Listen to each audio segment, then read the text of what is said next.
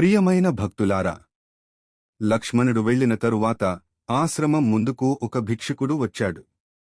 అతడు నిజానికి లంకాధిపతి రావణుడు. సాధువుగా వేషం వేసుకుని భిక్ష అడిగాడు. ధర్మాన్ని గౌరవించే సీత అతనికి భిక్ష ఇవ్వడానికి లక్ష్మణ రేఖను దాటి బయటకు వచ్చింది. ఆ క్షణమే రావణుడు తన అసలు రూపం చూపించాడు.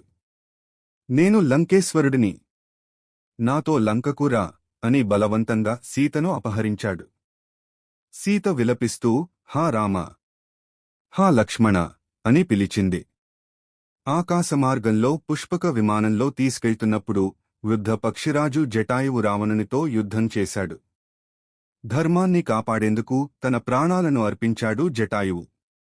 ఈ ఘట్టం రామాయణంలో మహాయుద్ధానికి ప్రారంభం.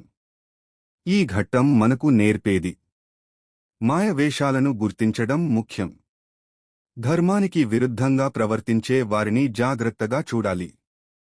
సత్యం కోసం పోరాడే ధైర్యం అవసరం.